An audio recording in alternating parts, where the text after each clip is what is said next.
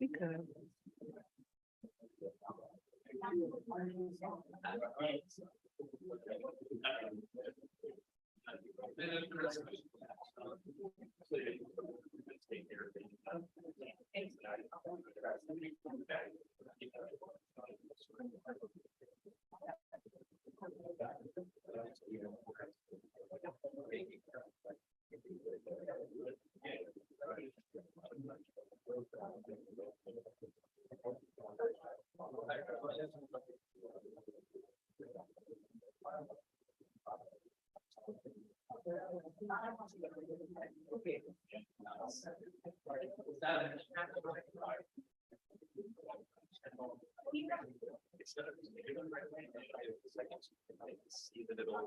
Oh, yeah.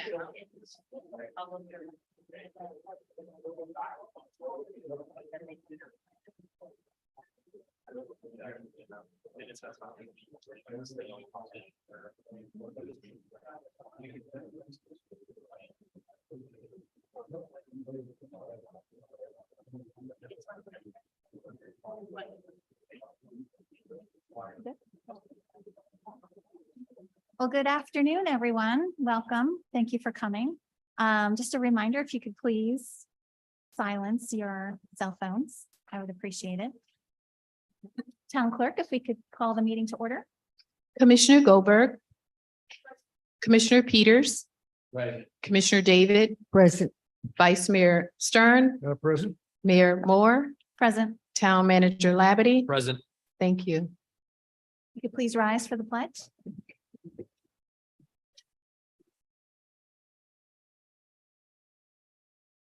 I pledge allegiance to the flag of the United States of America and to the republic for which it stands, one nation, under God, indivisible, with liberty and justice for all.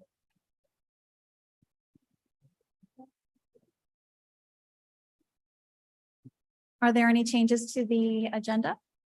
If none, may I please have a motion? I move we accept the agenda. Second. All in favor, say aye. Aye. Aye. Anyone opposed? Okay. Presentations and proclamations. The first item is a resolution for a reappointment for member, I think it's chairperson. Ron Riami. Chairperson Ron Riami. Since this is a reappointment, he's already been vetted. So if we could have a motion to accept this resolution. I move we accept the resolution. Second. All in favor? Aye. Okay. Moving forward, the next item is a Building Safety Month proclamation. And instead of reading the whole thing, I'm just going to summarize it. The Building Safety Month is sponsored by the International Code Council to remind the public about the commitment to improve building safety, resilience, and economic investment at home and in the community, and to acknowledge the essential services provided to all of us by the local and state building departments, fire prevention bureaus, and federal agencies in protecting the lives and property. So that was the Building Safety Month proclamation. The second proclamation we have is for the Professional Municipal Clerk Week proclamation.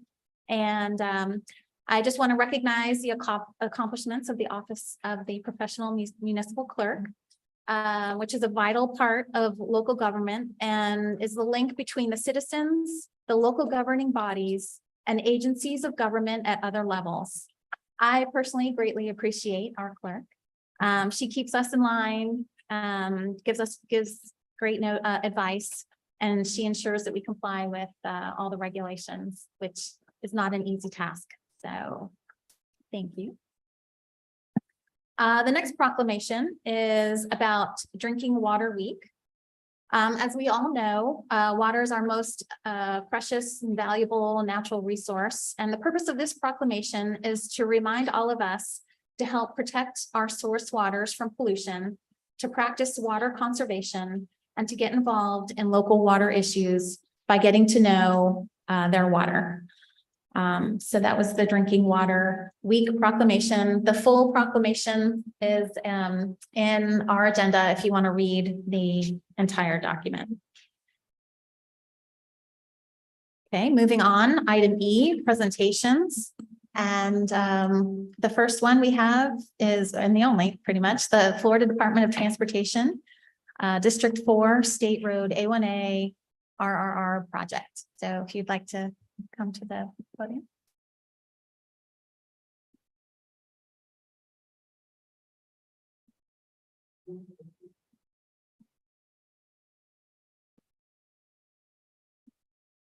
Yeah.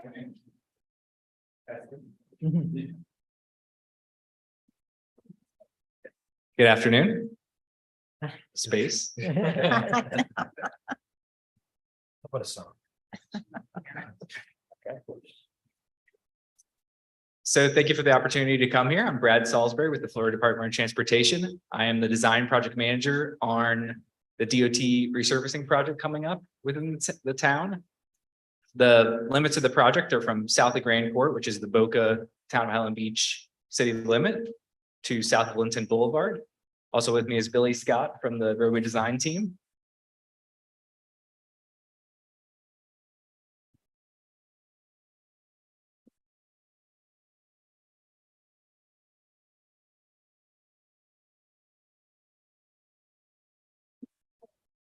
Testing slide change. Is it delayed?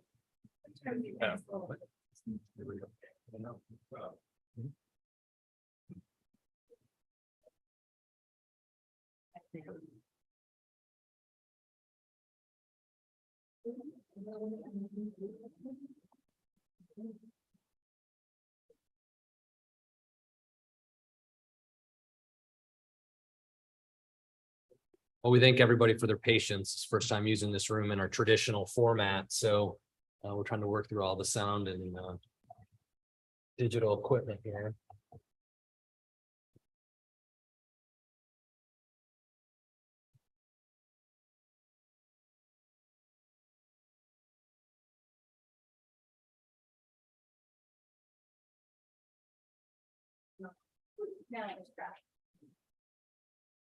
Hey, okay.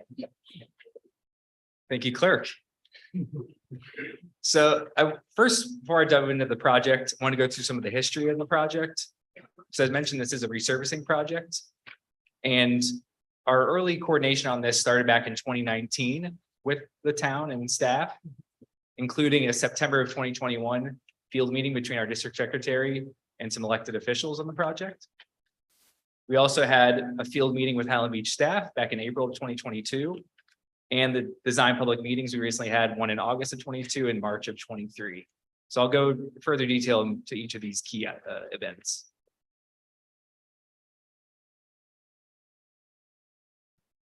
Uh-oh, I lost it.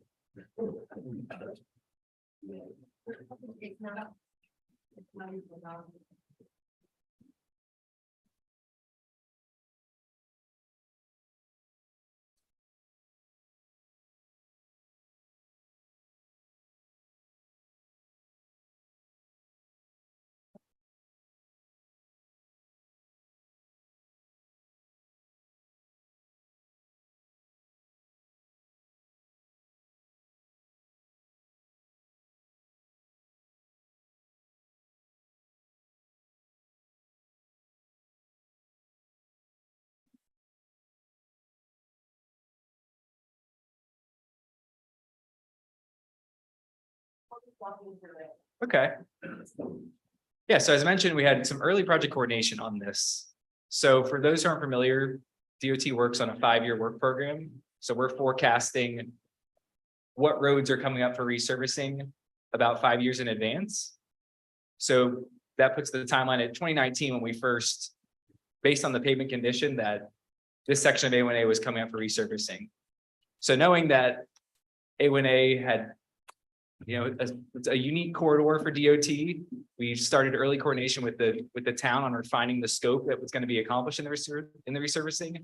Not only just improving the pavement and giving a new layer of asphalt, but including drainage improvements and shoulder widening for marked shoulders.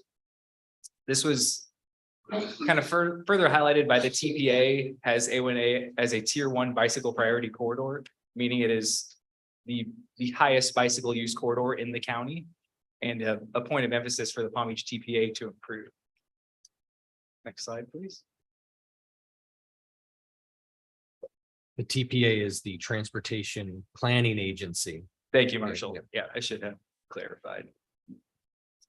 So somewhat unique for resurfacing project 2, our district secretary, which is the head of our DOT local office, was invited to the field out here in A1A with Representative Caruso to discuss some drainage concerns he had on the project and how we could best meet the needs of the community in this project. So a couple points of emphasis that were highlighted here were early public input and the drainage improvements is a key feature needed on this project. So as our design progressed, we had a layout and we met with Highland Beach staff out here. Pat, Marshall, his team have been great to work with, responsive and helping us coordinate on this project. And some of the key feedback we received during this time were accelerating that construction time and reducing impacts to the community, with a special emphasis of maintenance of traffic during construction. How are we going to manage traffic while still building this project? And a couple of key areas that for swale regrading and drainage improvements were highlighted during this meeting. Next slide. So our design progressed further, and that brought us to our first public meeting in August of 2022. This was a simultaneous in-person virtual public meeting. We had about 100 attendees.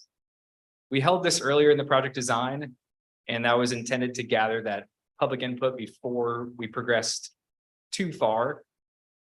And as part of this, we had an extensive question and answer session and several requests to get a more hands-on look at the plans. This was similar to this format of presentation, but residents wanted to see, hey, what are the proposed plans in front of my yard? So part of the key pieces of feedback we received at this meeting were tree preservation, that the trees are important in character to this roadway, so maintaining them whenever possible. Several residents had mentioned the turn lane at Linton Boulevard was very short. So that's something we've added to the project by extending that for an additional 165 feet. And we had several site meetings with residents at their properties that had highlighted drainage needs. And so met them out on site and worked through some proposed design solutions. Then our design progressed further and we had our second public meeting in March of 23 in this room actually. So this was a hands-on review with roll plots of the plans. And what this was really trying to highlight was the preservation of the corridor that is being undertaken with this design and the limited additional pavement that is being added as part of the project. So some of the key feedback we received, we added a section of no passing zone that a resident had brought to our attention.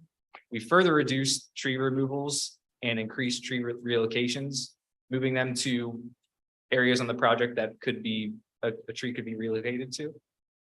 We also improved some driveway designs to better direct water into the swales, getting the water that's standing on some of the driveways and getting them into the grass.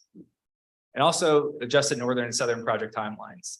So I'll touch on that later in the presentation, but we do have 2 other resurfacing projects to the north in Delray Beach and south of Boca Raton that are similar timelines. So we tried to adjust those to minimize impacts to the community throughout the whole larger A1A corridor. So after going through that history, just a little overview of what the project is including right now. As I mentioned, it's a resurfacing project, so the primary purpose is to resurface the pavement. We're also doing minor shoulder widening to better accommodate bicycles on the shoulder, improving drainage in the swales, and upgrading signing and pavement marking to the current standards. So the existing conditions on the road today, we have two 11-foot travel lanes and two 4-foot unmarked shoulders. The proposed conditions we have are maintaining those two 11-foot travel lanes and adding 1 foot of additional pavement to that shoulder to provide a 5-foot marked shoulder. So the 5 foot is what DOT, a minimum of 5 foot is what we would actually mark it and sign it as a bike facility. So that was some of the intention behind that. Our layout, when we first had the project, we did multiple alternative layouts for a 7-foot bike facility on either side and a 6-foot bike facility on either side. And really, we were trying to balance the improvements to the bicycle facility to minimize impacts on the corridor.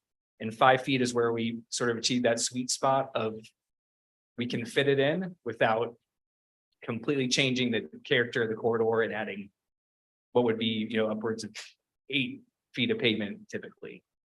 So like I mentioned before, it's typically about 2 feet of pavement. I'll touch on that further in the presentation as well. Next slide. So the proposed pavement width. So as I said last slide, 2 feet of additional shoulder pavement, that is the average, what's being added. There are certain locations that do not need any additional pavement. They've already been through driveway construction or other projects to already have that 11-foot travel lane with a 5-foot shoulder. There's certain areas where we saw there's actually excess pavement. So we've been converting that pavement to green space if it's unneeded and we can just add to the corridor in that respect. There are a few areas where more than 2 feet of pavement is needed. That's particularly at turn lanes, especially at Linton where we're extending it. That's going to be, a full width of additional pavement, but also other right turn lanes. Some are narrower than the standard right turn lane and have a narrower shoulder next to them. So those are some of those areas where it's additional.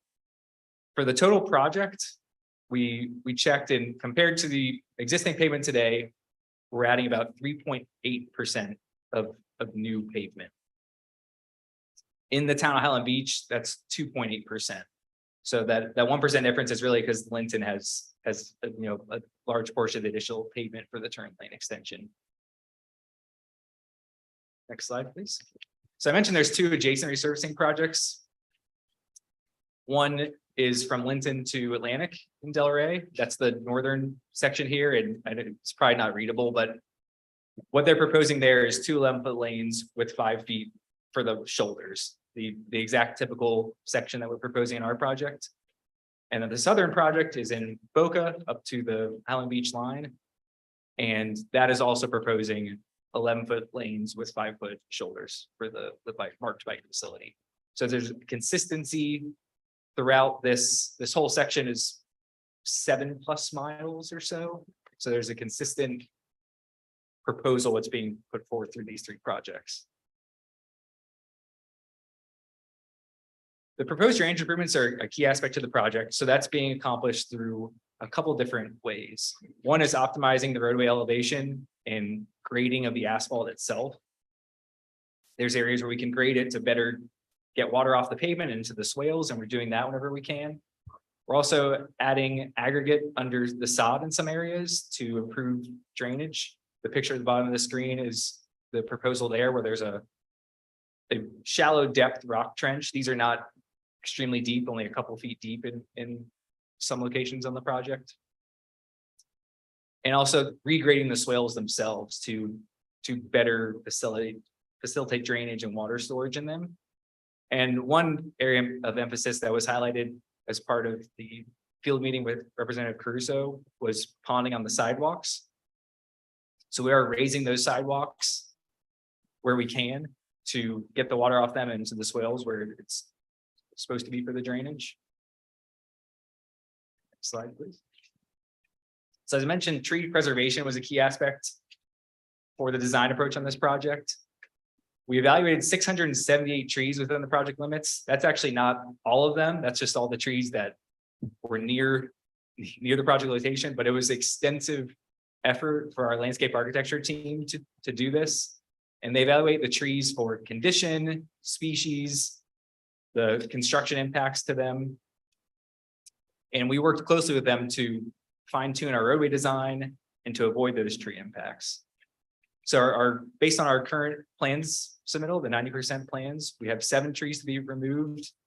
And some of those are really just the condition of the tree is poor, and 23 of them are being relocated, which that was our first order of preference was avoid the tree impacts. Second would be, can this tree be relocated? Let's put it somewhere else on the project that's more suitable. And the last was, okay, we have to remove this tree because it's in conflict with construction. We can't move it, or it's not a species we would want to relocate, not suitable for relocation. So further, for tree impact mitigation, we will install tree protection barriers during construction. So these will be essentially a mini fence around each tree to prevent damage during construction.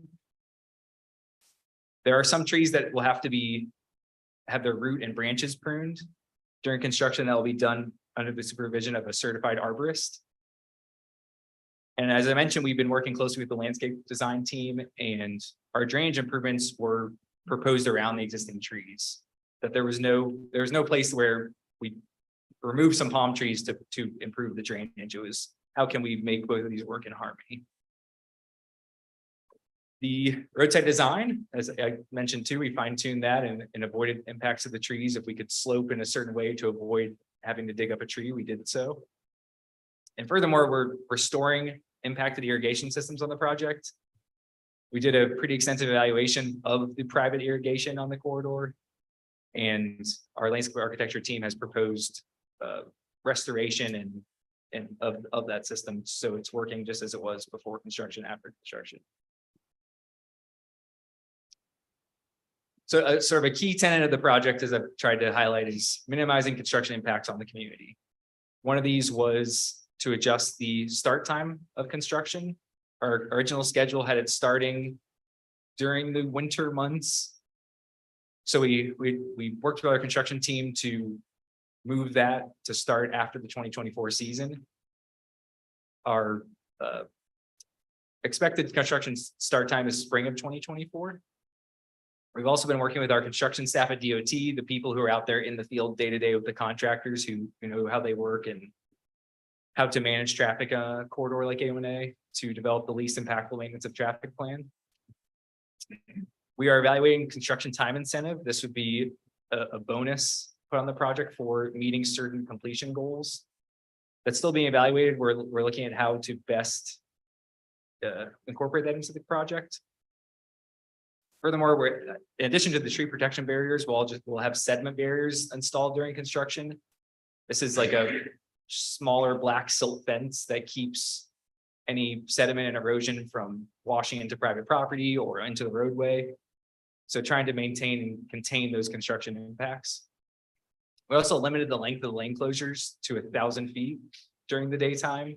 We know there's been some recent permit projects, or DOT had a drainage project last year where those daytime lane closures with the flagging operation can cause some delays. So although our project full length is about 3.3 miles, the contractor is being limited to closing in 1,000-foot increments during the day. And it's a balance of giving the contractor a workable area with reducing traffic impacts and not having such a lengthy amount of road that the vehicles need to pass each other in the flagging operation. Just to go over the project schedule, in May this month, we'll be doing our 90% plan submittal. August is our 100% plan submittal. December of 2023, that's the construction letting. That's when the contractor bids are opened and we start to award the contract to a contractor. In spring of 24 would be the anticipated construction start date, but we also hold a pre-construction public meeting So there'll be another opportunity for the public to meet and with the FTT staff who will be managing construction, and the contractor will be on board at that time. And they will have more details about the particular scheduling and what work areas they're going to start with, or, there'll be more details worked out for the contractor's operations at that time. The construction time estimate, we should have that in the near future, month or so. That's the length of construction time. So I know it's been a question during design, and that's something we finalize with these 90% plans because they're the most complete. They have all the quantities we expect for the asphalt and sod and the drainage. So that's what they'll base the construction time on. Next slide. Thank you for the opportunity to present your support on the project, and I'll open it up for any questions maybe.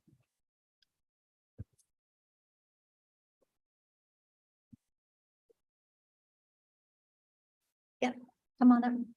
Please state your name and your address. Okay, so we're moving on to the question and answer portion of this present. Yeah, I'm gonna try to summarize if you don't mind. Sure, go ahead. So in case multiple people ask the same question, we're gonna try to summarize the question, so I feel like everyone got their questions answered or addressed. Okay, hi, my name's Debbie Muller. I have met a couple of you and congratulations on being mayor. I live at 2375 South Ocean, single family home. I've been in Highland Beach for 25 years. This construction has to have some sort of traffic help for the residents that live here. The people that come through Highland Beach now just come through to go to Delray or to look at the houses or the beach or whatever they're looking at, but they don't stop. They don't let you out of your driveway. They block your driveway. They honk. They're careless. They're on their phone. They speed. They pass people. It's horrible. I'm wondering if we could possibly do close to local traffic only. Because as a resident, I stop and let my neighbors in all the time, or they all let me in. But the majority of the people that are here during the season, and it's going to go through the season, maybe even 2 seasons, they don't have any consideration for the residents that live here. And it's really horrible. We used to be a great little small, exquisite town, and now we are just a traffic. It's just horrible. So I just want to suggest, and I don't know if we could do it because the Delray Sands is a hotel with business, but if we could close it to local traffic only, I think it will deter a lot of people to go around Federal Highway instead of coming down A1A. I know we probably are going to have a detour sign, maybe, hopefully, I don't know, but there should be something to help the residents. And how do you prove that? Well, we're going to be in line, one lane for a long time, and maybe the police can come and check people's IDs, or maybe if people know that this is happening. It used to be years ago that nobody would speed in Highland Beach because they know they got pulled over. Like, you just don't speed through Highland Beach. I walk my dogs. I can barely get across the street to walk my dogs. It's just horrible. I have people stop while I'm in my driveway trying to cross, and they're in traffic from the Linton lane, which we definitely need. And they're in traffic all the way down to my house, which is about 7/10 of a mile north of Linton, south of Linton. And they don't even stop to let me bring my dogs across the street. It's like I've smacked people's cars like, what idiots. I'm just trying to get my dogs. You're going nowhere. I mean, it's just horrible. And I just see it getting worse and worse and worse. And I don't know. My solution, I hate to complain without a solution. My solution is, can we close it to local traffic only? At least put a sign up. People are still going to come through and still going to come by and still going to be looky-loos. But we've got to do something about the traffic. I know that's what we're doing with the whole DOT, but it's really, when you live here, it's horrible and it's getting worse. And now if they're going to expand to Atlantic, I could just see 2 more years more of traffic, and I don't know when they're going to do Boca. Do you know when they're going to do Boca? So. Is that going to be 6 years of traffic? Right. I mean, it's really like, Okay. So we Okay. can we have Brad come up and answer? So Brad, you got 3 questions. Yeah. Traffic control, Ms. Mueller, that was correct. We've been asking for the same thing. Staff has been to local traffic only. There are some caveats to that, but if you could speak to MOT, which is a maintenance of traffic plan, what you envision or could envision, and then the Boca project timeline and the Delray project timeline. Traffic control and the two adjacent project timelines. Sure.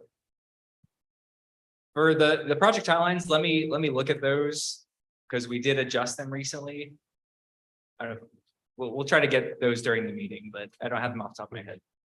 For the maintenance of traffic and the local traffic only, what we are gonna do is put up the message boards at Federal, Spanish River, Federal and Linton, and also at A1A and each of those roads to inform of construction, delays, seek alternate route to try to shift traffic away from A1A and to US1 during construction. The local traffic only signs, the issue, it's a state road, it's a public highway. We can't restrict traffic to any one community. So it's not an enforceable sign but we do want to encourage the drivers to maybe just be passing through, to pass through on a different route and really reduce the traffic to residents, people who need to get to this corridor to, live and work. So the other question was It was the two project timelines. Is Boca Okay. right after or before? I mean, not before, but I mean, yeah, what are both those are after, but I'll get the exact timeline. okay. So we'll revisit that before you leave. hopefully? Yes. Okay. Thank you. Oh, yeah. come on. Please state your name and where you live. Once you're up there. Hello, good afternoon. My name is Paul Saunders. I live near Debbie, at 2445 South Ocean. And I'll start with seconding what Debbie said about the traffic in season. It'll take, to go down to Lennon, it's easier coming from Delray because they've got a right turn lane. We've got a left turn lane. It might take, it's 3/4 of a mile from my house to Linton. And it can take me 30 minutes for that 3/4 of a mile, which is crazy. So I met with the mayor before he died. And suggested one thing, which it seems like he did it, which was, let's stop having the bridge go up every 20 minutes. Let's put it on a 30-minute time. So on the hour and on the half hour, which is because when that bridge goes up, it backs everything up. And I think I don't know if they've done that. I think they may have. So they listen, which is great. So that's all I'll say on that. The other, just two quick questions. I appreciate expanding the bike lane. I think that's great. 5 feet. I'd rather see 15 feet than 5 feet, but I understand you have to make compromises. I don't know if it'd be possible to put a barrier, which that's just to protect bicyclers from. Is there any way you could doesn't have to be a continuous barrier, but just cones or something that sort of separates the bike lane from the car lane? Just a thought. And the other comment was, you said you're going to section off 1,000 feet during the daytime and 2,500 feet at nighttime. And I just wonder, does that really solve anything? Would the project go quicker if you had a longer stretch that you could work? Because once you stop traffic, whether it's for 10 feet or 100 feet or 5, whatever the feet is, you've now stopped traffic for that section. I don't get why 1,000 feet or 500 feet would be any different than 2,500 feet from a standpoint of stopping traffic. And then they finally get around, but it still backs traffic up the whole way. So frankly, to me, if it would speed the project up so we don't have construction for the rest of our life, I'm old. I may be dead before traffic. Just something to think about with, if that does speed it up, then do a longer stretch. So that's all I've got. Thanks, everybody. Thank you. Okay, Brad, if you could answer. I'll go in reverse order because that's what I remember. The lane closure length. So it would speed up construction to do a longer lane closure to the 2,500 feet. There's a Broward resurfacing project that's going on right now. And that's the restriction they put on there. No more than a half mile of lane closure. The big delay is when cars have to pass through that whole single lane section. So increasing, the longer you make that, the longer that cars pass in each direction. So it starts to add up time throughout the day. But that restriction is not set in stone. It's something if acceleration of construction is the priority, that's something we can definitely evaluate to loosen that restriction. Well, you're saying it would take longer to move the cars a greater distance from Yes. each stop segment or leg of the project to get through if you're traversing a longer distance. Correct. Yeah, because only one direction is moving at any one time, so the longer you're gonna make that direction, it's a longer delay, you're gonna be waiting the flagging operation. Any idea how much faster it makes the construction go? We could talk to our construction office about that, because I was having conversations today about that project that has the 2,500 foot length. And yeah, we're still having active conversations about. But yeah, we can see how much we can speed it up. And the other questions? Oh, the bike Barriers, lane. yeah, the barriers for the bike lane. So we did evaluate bike lane separation. And the drawbacks for a corridor like this is there's very frequent driveways. And the percentage of time you could separate them without blocking a driveway is very little. There's about 200 plus driveways on the corridor. And furthermore, with the 5-foot, shoulder providing any separation, or you're reducing the width of the bike lane with it. So that was another drawback. And just when we looked at, okay, what could we, how often could we separate the bikes? It wasn't a high enough percentage to make it worthwhile. And so that's sort of the design decision that was made there.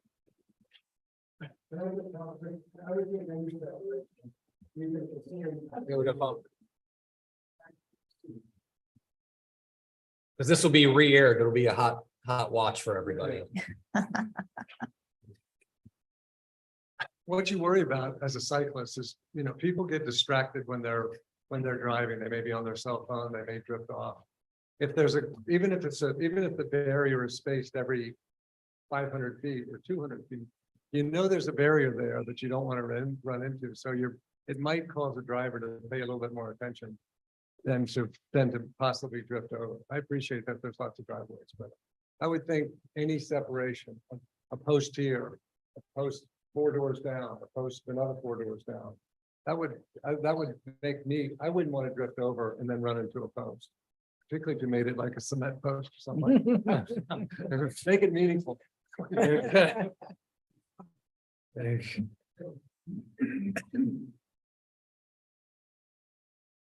So we could take another look at some kind of reduced spacing. Cement post, probably not, but like a flexible type post that we could take a look at that. They put those posts in the Spanish River intersection of A1A. Yes, Is that, that's An what option?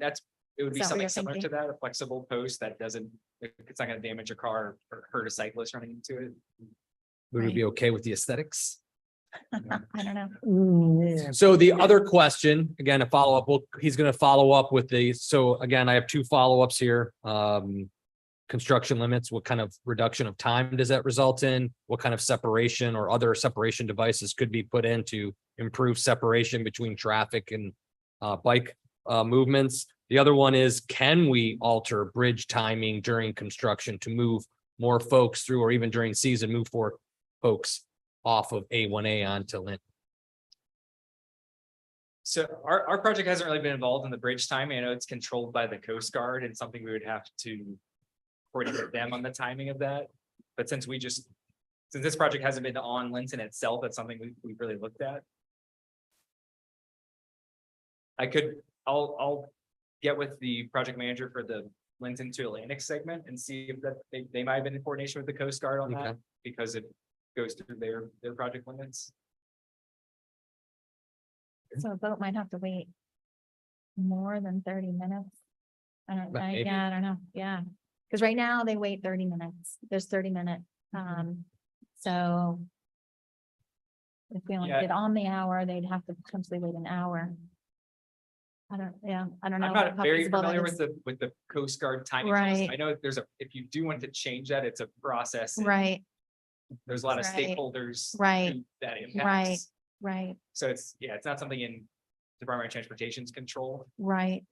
Okay.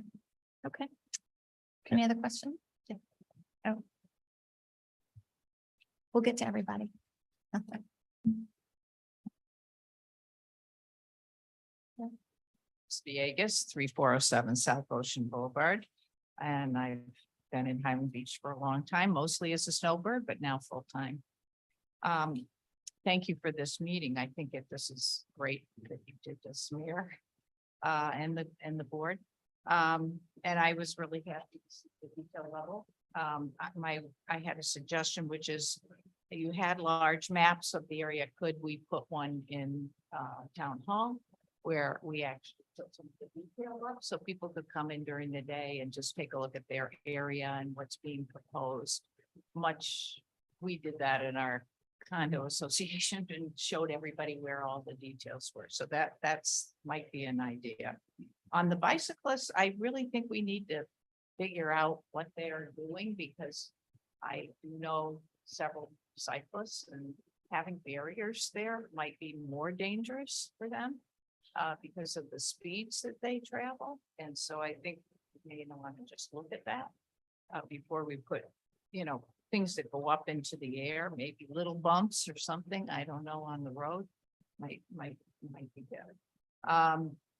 I may have missed this. I don't know if there's any sidewalk impact, so I was wondering if there would be any sidewalk impact, and if so, where is that?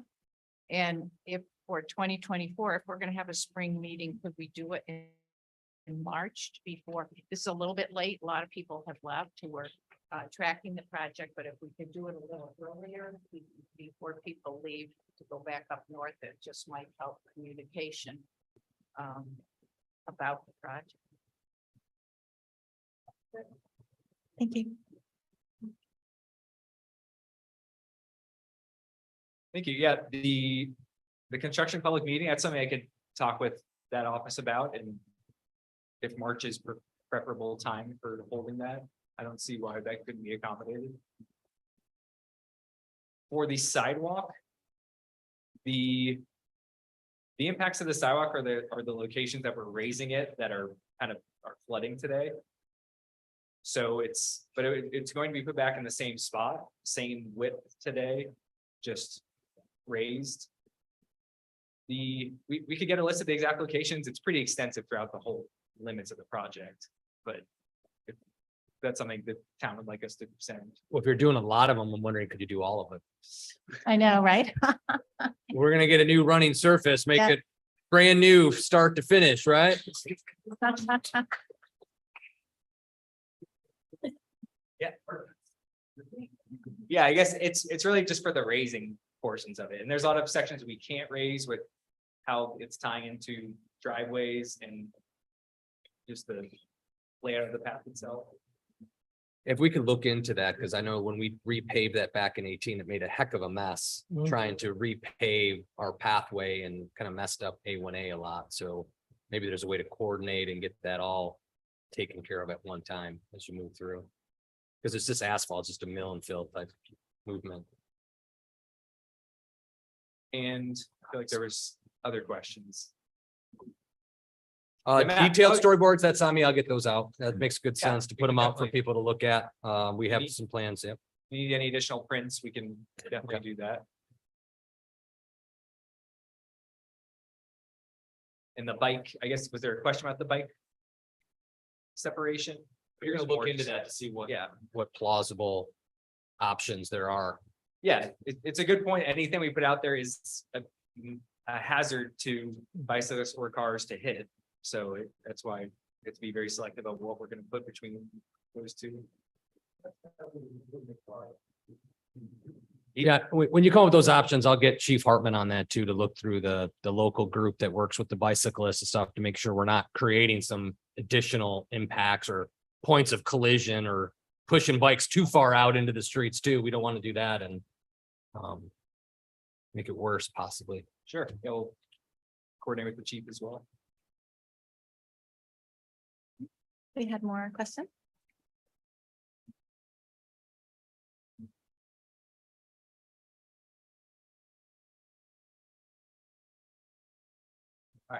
Jeff Schwartz, 3700 South Ocean.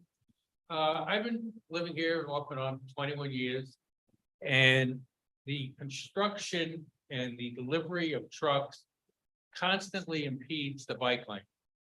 And I don't know how the plans are going to accommodate for that, but I've spoken to the police force about enforcing some type of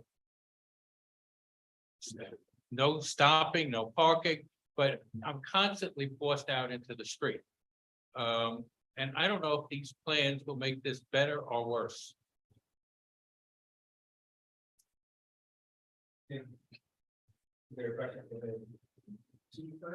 Have more? Well, I told the chief, I mean, in my opinion, will this cause these trucks to park more on the bike lane than less on the bike lane? That's a good question. I don't know. I know I do field a lot of complaints about that. I know that chief does as well.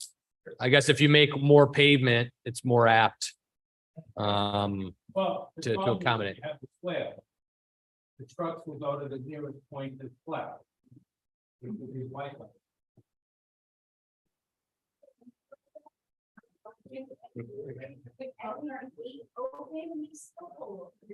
Yeah. They are on a time, whatever, they have to get up, turn around, and then come out, but I leave my gates open. I leave my gates open all the time when I have a delivery, and they hardly ever pull in my driveway. They just pull right what he's saying, on the side of the road. And I know, I think, isn't that a Highland Beach ordinance that you're not allowed to stop? Is it, you guys know? Does someone know? I don't know, but they stop all the time when they don't have to. There is a driveway, but they're on a time schedule and they don't want to turn around, so. It's just important.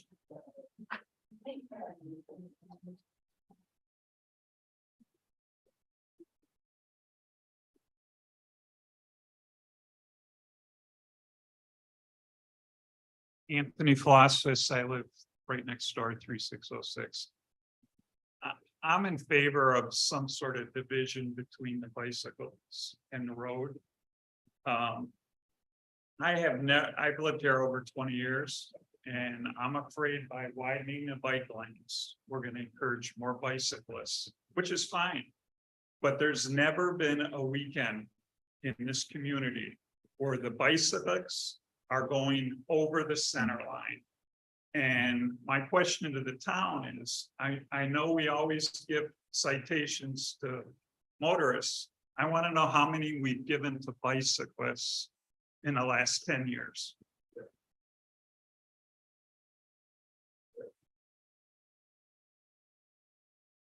Okay, questions? So that's for the chief to answer. I'll get that answer at a different, it's not. Okay. yeah. Okay, Kind of echo what that gentleman said, which is to the point of putting posts in. The problem with I'm a cyclist, but I do get annoyed when cyclists come out of the bike lane. They're riding 2x2, or worse, you get these Pelotons that come through on the weekends, and now they're 6 deep in the lane, and just that messes up traffic as well. So I think having an occasional post, that's going to probably keep bikers in their bike lane, which is where they should be. So I think that's another positive to it. And as far as worrying about running into one of these flexible poles, like I said, it'd be much more damaging to drift and run into a car than to run into a pole. I'll take the pole, please.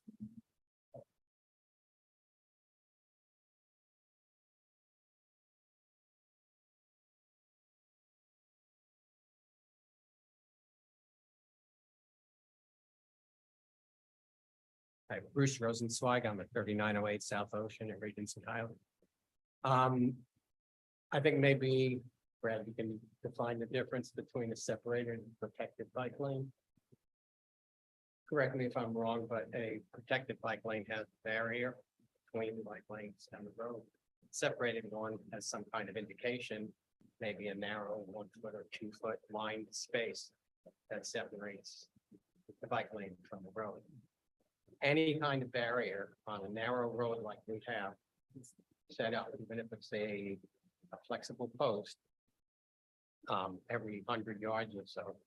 A friend said, you're gonna test, you hit a cone, you're going down. You hit one of those flexible things on a bike, you're going down. Go down in the bike lane, that's not great. Go down in the grass, that's a little bit better. Go down in the road, that's not great. Okay. So I'm not for any kind of protected bike lane. I would be for a separated bike lane, but problem with that is that I've already engineered the plan with 5-foot bike lane. And they would have to add another 2 to 3 feet to add, put these lines in separation. Okay, the idea that adding bike lanes, designated marked bike lanes, is going to attract more cyclists. This is not a build it and they will come kind of deal. They're already here. We're already here. I'm a cyclist for almost 30 years now. I obviously roll out of bed, get on my bike 3 or 4 days a week. I'm on A1A. There are certain groups, my group, Boca Raton Bicycle Club, we encourage and we lobby for safety. Also on the Vision Zero committee that advises CPA on just these kind of issues.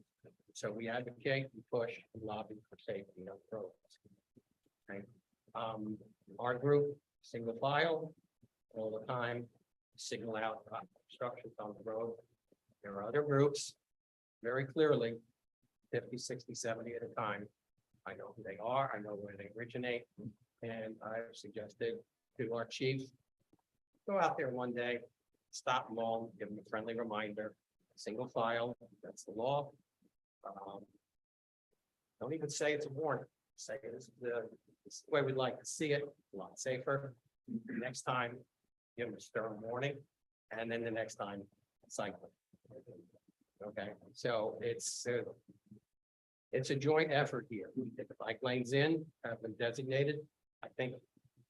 I don't know whether it would be a significant, but it would be some more people go, oh, this is for me on my bicycle. I'll be here. The law still states if there's an obstruction, debris or whatever, and those bike lanes, you have every right by law to veer off into the traffic. I did have one question on this extended turn lane to Layton Boulevard. You're obviously going to have to widen the lanes there more substantially than just the biking. Where are you taking up the right of way on the east or west side? Thank you. Thank you. Right. Sure. So the question of the Linton widening will be widening to the west side. There's a wider swale and the alignment of the roadway was kind of set up to accommodate the widening to that side. So, west side. Thank you. Okay, we'll have one more.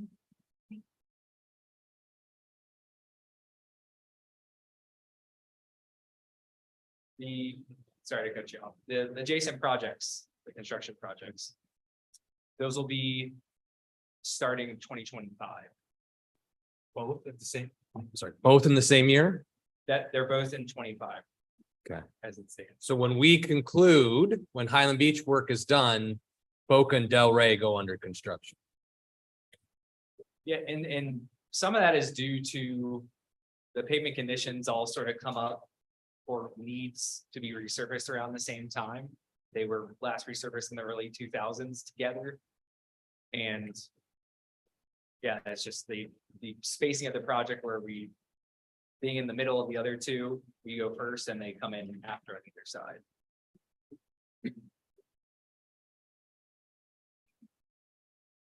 Joel Lyons in 3740 South Ocean Boulevard. I have several questions. Is there a designated contractor's laydown area? Has that been established yet? Number one. Number two, on those properties on the east side, which generate most of the water coming down on A1A during rainstorms, what mitigating steps are going to be taken to stop that, and create a drainage problem that they already do now.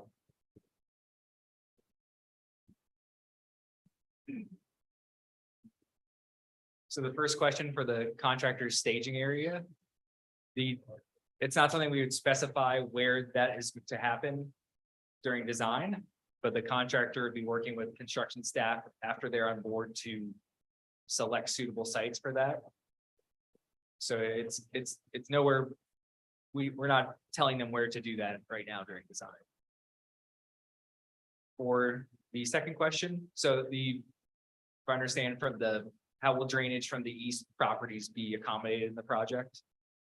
So as I highlighted in the presentation, drainage improvements are multiple aspects to it. One is, we've met with several of the property owners there who've showed us some of their drainage needs.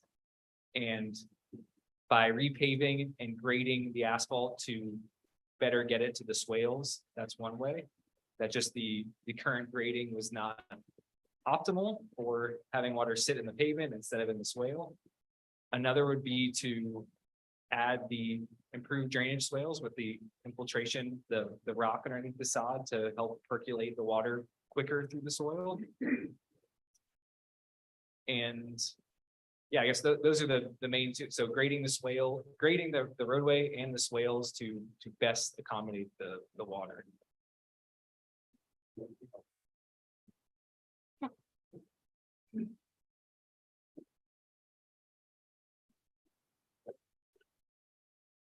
Brad, I was gonna hold off till later, but I want to follow up on this comments, particularly on the east side.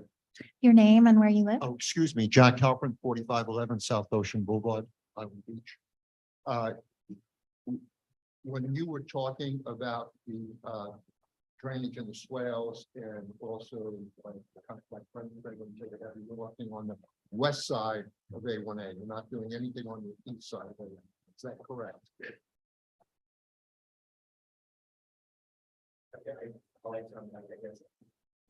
Just, I'm gonna continue in the discussion. That's all, just yes or no.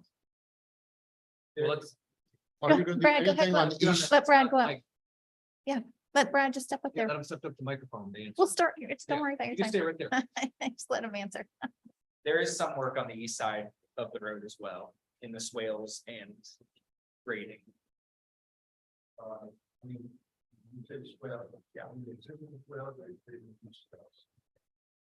No new regrading existing swales. But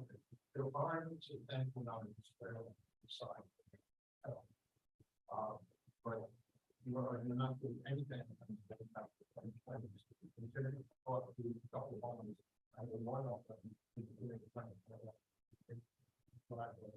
And he's also doing. One of the significant problems without people organizing. That area.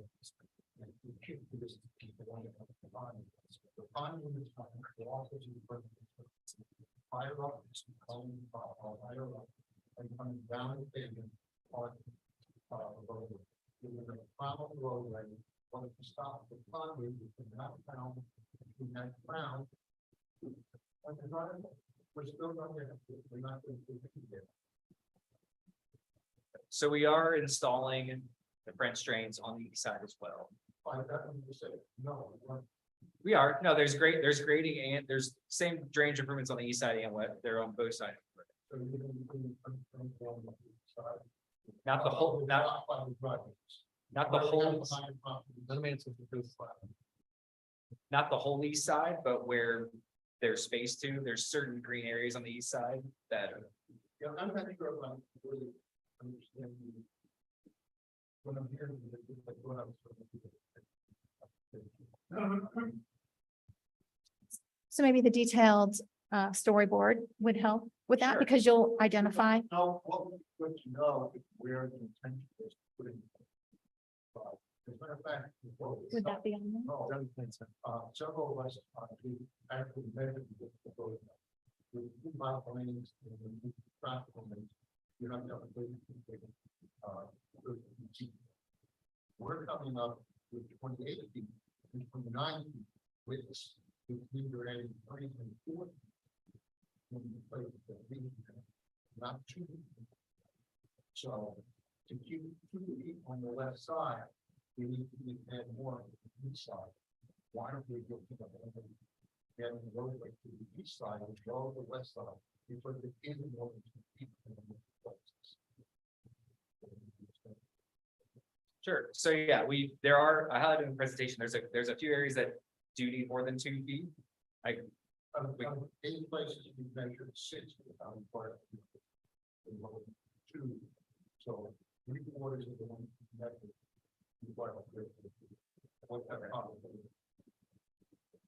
Okay, no, yeah, we can definitely take a look at that, but, what was the other question? Well, the question has to do with construction. So. Oh, correct. Expand on the east and go to the west. Yeah, so the west side was chosen because there's wider swales and it's less elevation difference between the roadway and the driveways. Those are the-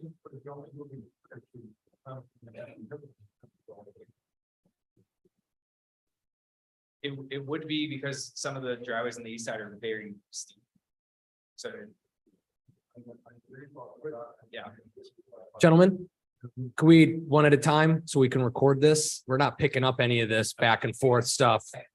Q&A, question, answer, so we can keep it on the, I think there's a lot of information that really needs to come out in terms of east side, west side, in terms of the drainage, putting in French drains. I think we all heard, we play back the tape, that there wasn't going to be any French drains on the east side. And then later in the conversation, oh, there are going to be French drains on the east side. We need to get that in writing and clarified. Because that's where a significant amount of our water is going. If you look on the north side of town, that's where our ponding does occur in all the town, other than near what we call Lake Milan. it's on the west side. So we need clarification from them, and we need to get it in writing on what they are doing and what they aren't doing with respect to drainage. Okay, I do have, and you know, there is room to expand on the east side as well. There is room to expand on the east side as well as the west side and share the burden. Okay, 2 quick questions. I drove up from Fort Lauderdale yesterday, or rather on Sunday. It seems like Hillsborough does not have 5-foot pipelines. Hillsborough does not have 5-foot pipelines. They do have 5-foot pipelines. no. They don't. Hillsborough doesn't have 5-foot bike lanes. And will Boca Raton have 5-foot bike lanes throughout Boca Raton? I'm seeing shaking heads. So if they're not going to have 5-foot bike lanes throughout Boca Raton, and Hillsborough is not going to have 5-foot bike lanes, why does Highland Beach have to have 5-foot bike lanes? When I go out on weekends, they could be 5 feet wide or 7 foot wide. It doesn't matter. So is that your question? And Brad can answer. Yeah, when I, wait. Yeah. Question, okay, stop, question, Brad, so everybody could follow, does the Boca Raton cross section that you showed 5-foot bike lanes? Does that carry through the entire A1A in Boca from basically Grand Court all the way south to Deerfield? That segment was immediately south of the project, what I highlighted with the 5-foot. I'll get with that project manager to see the full length of his project. I believe it goes all the way to the Boca Inlet. Okay, So there may be some varying. I know there's some segments in that project that are even wider than 5 feet. But that's something I can go with that project manager to get the latest information. I guess I was just gonna say, in my looking into this, my understanding is you had a safety engineer look at and this was as a result of the recommendation from the safety engineer. I don't know if you could expand on the professional that looked at that and recommended whatever was recommended for the scope of this project. Sure. So every resurfacing project we do has a safety evaluation undertaken. And the bike facility was highlighted as a need to improve on this corridor. As far as Hillsborough, I'm not too familiar with that that segment or the construction and what the bike lane width is, but I can look into. I guess what constraints there were if it's not a 5 feet. Yeah, there may be other issues, I guess is maybe what you're saying. Right, I mean, every project has different constraints and different Right. issues they're looking at. And it's just, when we have the capability to expand the bike facility without undue, harming safety or, if it's feasible to do, we look to do it in the projects. Is there any other questions? So I think- I got a follow up to earlier. So you said there is some stuff, it's in the plans, isn't it? Billy, they're on the plans, like whatever drainage work you're doing are on the plans, correct? I did want to touch on that. Yeah, that roll plot we had at the public Yep. meeting had those areas highlighted. Okay. And I think that was a great suggestion to have those at the town hall where people can come and look. So that will be those French drain areas, with the rock underneath the sod. But it shows the east and the west sides, both locations. Correct, And there are some on the east side. correct. Okay. Okay. That same drawing also showed only a 2 foot to the west. They will only take 2 foot along the entire part of Highland Beach. We have measurements that show that it'll be 3 and 4 feet in several places that were measured. I do have one last thing. I'm just wondering how you're gonna handle an unofficial stormwater pond called Lake Milani. Down about top end of town. How that's going to be handled in terms of drainage. Can I ask for a clarification since he'll comment on it? Are you talking both both north and south of Grand Court? Because she has a private development site and the park site. Which site are we? I want to make sure we get the I don't have any pictures of the northerner site. My pictures were of the park site. Okay. Yeah, the thank you. park site. Okay. You mind passing it down? Thank you. So is it time for Brad to answer? Yeah. I have, Okay. What's being done in terms of drainage in that area, the water coming down the hill? I have some answers to that, and we don't have the answer to some of that, which is it's the county park. The county is going to expand the wetland complex on that park as part of their park development. If they build the park, okay? So I'm just saying that's why we don't know the answer, because the county 3 years ago gave us their 5-year extension. They have one more 5-year extension. So they had contemplated it on the settlement agreement. On latter sheets of that settlement agreement, they showed that the wetland would be enhanced to accommodate storm from the park That's- area. Take a look at some pictures. That's. Well, not now, That's- eventually with the development. That's why I'm saying we don't know exactly what the But in county. the interim, if nothing happens there, we're gonna be living with that flooding through that area. So we need to have 2 courses of action. Something goes forward and they do something about it, or it doesn't go forward and we're stuck with it. So I would suggest that to you. I'm sorry to have taken so much time, but I accept the fact as an individual, this project is going forward. I would just like to see it do a little more free thinking in terms of what needs to be done here in town. And I'm definitely against those little things when we come up Spanish River along. The post. Yeah, we worked hard to have a good signs in town to put those things along A1A. Thank you. So Brad, I don't know if you have a comment about the Milani, the area there. Now, like Marshall said, yeah, this project has no plans to change that site or anything with it. So it'd be the county park project in the future.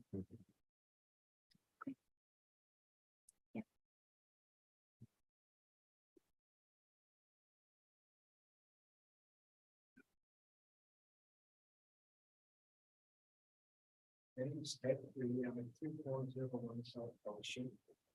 And since the discussion started about neighboring towns and such, I'd like to know if FDOT or this town has any leverage to us other towns, for instance, going north. There's no, there is nothing, no bike lanes or anything, Gulf Stream. And we're talking about also about Ocean Ridge, all the way up to and Manalapan also. There's no safety measures or anything like that. So we have any leverage on it with this project, it's something to consider.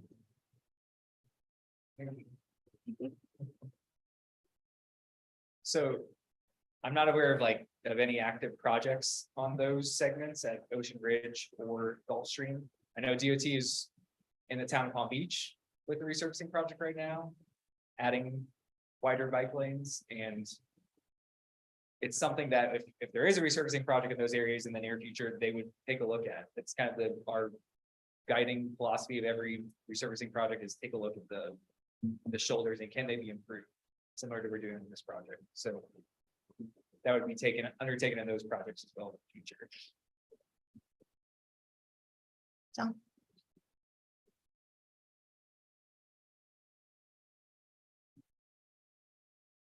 Don Shoemaker, 3437 South Ocean Boulevard.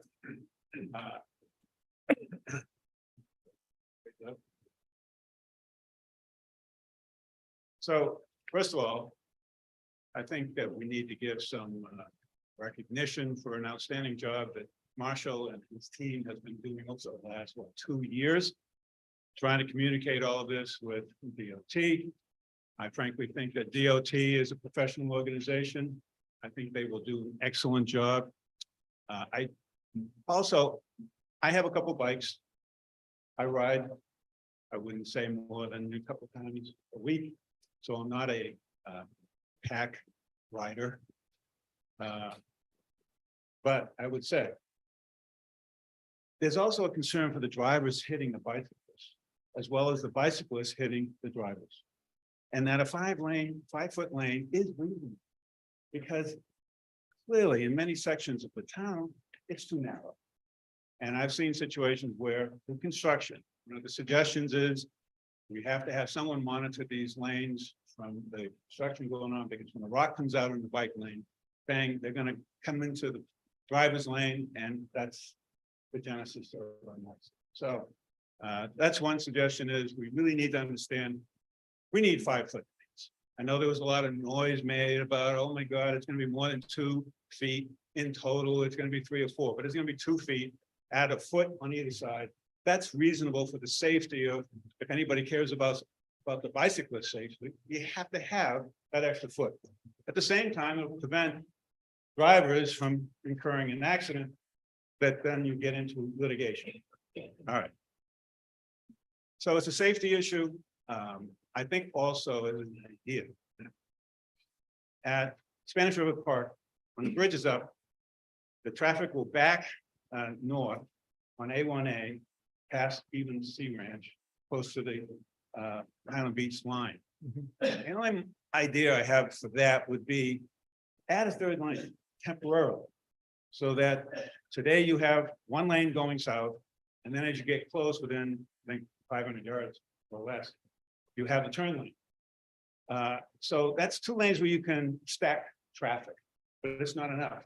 Because when this construction starts, it's going to continue down even past Milani Park. So the idea would be on the northward side, northbound side of A1A, for that one section, wouldn't be long, just add a lane, push it over onto the dirt, and then rip it up when the construction is done. That will keep northbound traffic moving, but would give you 3 lanes to stack traffic. And hopefully a lot of the traffic that wants to go south won't get hung up. So that's just a suggestion on that and the safety. Other than that, I think you guys are doing a great job. Thank you. Any comment?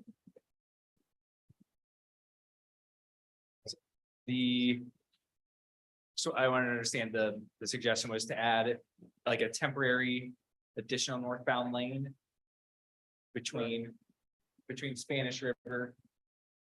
Spanish River to Highland Beach line. Well, not even that far. Yeah, when you head back to Fort Lauderdale on the way out, you'll see just past Sea Ranch where the lane turns because it backs up at night. There's big potholes and stuff for people trying to jump it. So he was, if you extend that lane further, you can get more cars stacked up for the that eastbound or westbound movement across the bridge, so the southbound doesn't back up. And then you're just sitting 3 or 4 lights to get the queue through. So that's, I think, what he was speaking to, correct? Yeah. Okay. Thank you.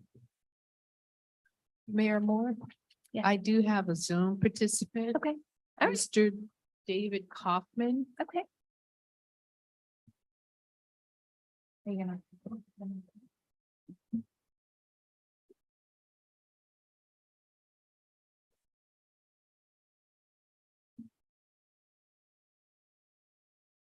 Mr. Kaufman, if you could turn your mic on, please.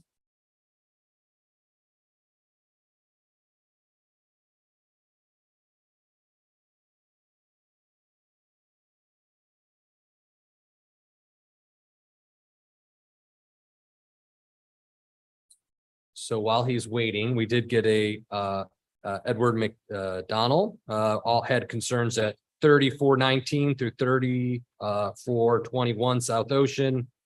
With some flooding on the east side, looks can't tell the condo from there, almost to Coronado, I think. So I can send that email to you again.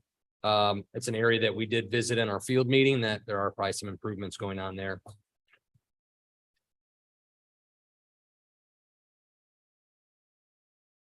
No.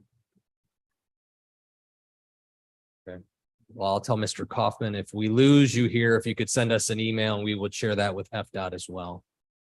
Or anybody at home watching, if you have a concern, question or comment, just get it here to any of the emails at Town Hall, or you can go right to FDOT and they can respond to any questions you have. Do we want to move to the other Zoom? No, or need, He's the oh, he's the only one. So Phyllis and Agnes are not, didn't show. they didn't show. Okay. Any other questions from anyone that's sitting here?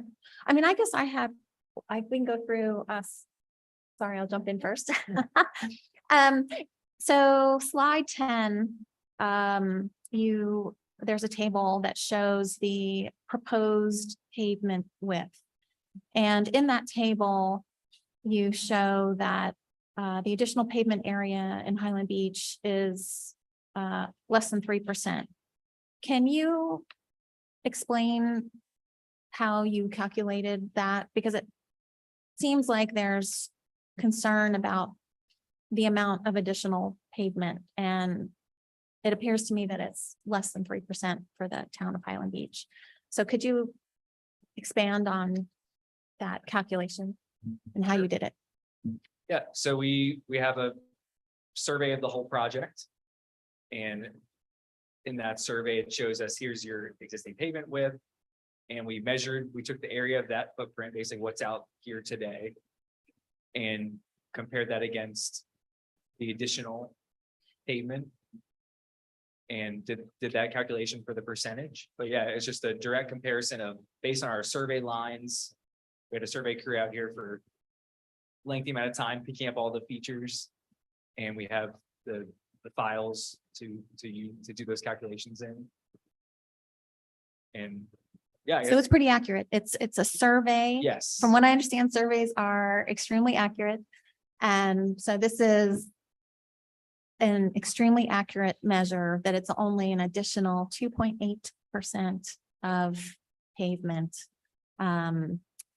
for the town of Highland Beach. And then when you include the little piece of Delray, it ends up being 3.8%. So I'm estimating it's about a 10% increase, for the Delray portion. So really it's the Delray portion that has a much more significant increase in pavement. Is that an accurate statement? Any Yes, comments about correct. that? Yeah, primarily, as I mentioned, the Linton additional pavement, that's where that large percentage of the new pavement comes in. Yeah, it was not an eyeball percentage. Yeah, I guess. It's to a your survey. point, it's a survey which is accurate. percentage, not, direct field measure. Okay, I have a couple more questions, sorry. So the other thing, as I had corresponded with Billy previously, and what I didn't realize was the improvement to and you touched on it a little bit, but I just kind of wanted to ask you a little bit more about it. But it's the improvement to the slope of the road. So what I didn't fully understand before was, like, one side of the road is kind of too flat, the other side is too sloped. And since the last time A1A was done, there's obviously been advancement in road construction and all that. And so you have, and your professional, FDOT's professional experience, you've determined that the slope should be a certain way. So could you explain the improvements to the slope? And I think that has an impact on the drainage and it has impact on safety. Could you explain that, the improvements to the slope and impacts on safety? Sure. Yeah, the target slope for the roadway that we try to achieve is 2%. So that's a very, not too much, over, over 100 feet, there will be a 2-foot Right. drop. Right. But that is what through DOT and throughout the whole nation is the sort of sweet spot for draining the roadway and not overly steep where you're causing a safety issue and having too steep of a condition. So that's something we're doing through the project. As mentioned, we had the whole survey, so we have extensive measurements of all the areas that are either steeper than 2% or where it causes a drainage issue and what could be a safety issue or a car hitting a puddle or whatnot is the too flat, where it's less than 2% or probably the worst of the two, too flat or too steep. So through building up the pavement and grading to a new, Jack had mentioned the crown of the roadway, grading up to a higher crown of the road is how we're achieving that consistent 2% slope throughout the project. So the secondary benefit of that is it's going to help drain, like the roadway elevation is raising slightly, we're not talking multiple feet here, but the inches are going to help drainage, future resilience of A1A, and a safer roadway is a drier roadway. So that's part of the whole thought process there. Okay, and then my other question is, so the project starts, I don't know, let's say May of 2024, and it continues for like 15 months or whatever. How much of that length of time are we actually only, down to a single lane at certain times? Like I guess I was kind of hearing there's certain portions of the project where you're not going to have to obstruct traffic, right? Like when you're doing the swales, or are there certain times of the project where you're actually not impacting traffic? And if you could explain that a little bit. Sure. Yes. So when the work is contained to the swale, they would not need to close the travel lane. So that's. And what's the length of time that's attributed to that? I mentioned in the presentation, we'll have the construction time estimate and sort of exact durations we're expecting per phase. So we break the project into phases of, here's the phase, we'll call it phase 1 when they're doing the swales, phase 2 when they're widening the shoulder, phase 3 where they're paving the roadway. So in the next month or two, we'll have a more defined estimate for that. Any roundabout idea of how, of that 15 months that the road will be down to one lane?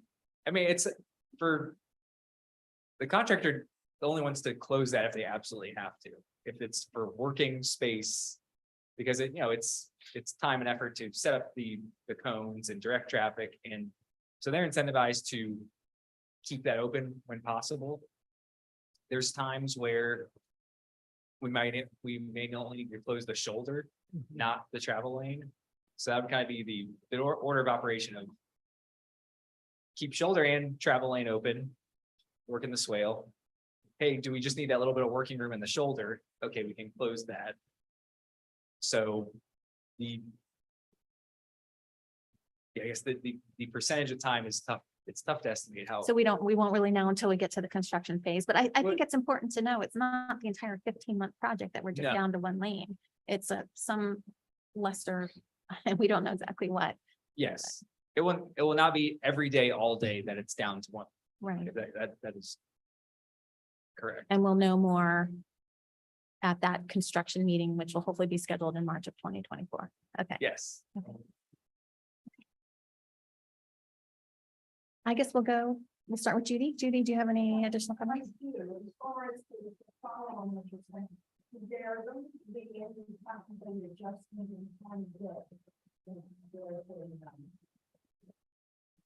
you hear me now? Is that better? Any adjustment on the time of day is in the evening, late evening, mornings, specifically with respect to lane closures? So right now, this is something that's still, it's not set in stone, but right now the plans, there's no time of day restriction. And the thought process of that was accelerate construction time and put as few restrictions on the contractor as possible so they have the ability to work longer and the project would be completed faster. On other. But we, so yeah, right now the plans, the only restriction is during the day, which was defined as 8 to 8, I believe it is. The lane closure length is limited to 1,000 feet. And then at night, the 8 p.m. to 8 a.m. that is extended to where they can close up to 2,500 feet. Of 8 PM to 8 AM. So they are considering evening construction. yes, the plans are not restricting it. The contractor, we're not forcing them to work day or night. It's sort of leaving as many options up to them right now as possible to accelerate construction. But if the town would like some restriction to be placed on for time of day, it's definitely something we could accommodate.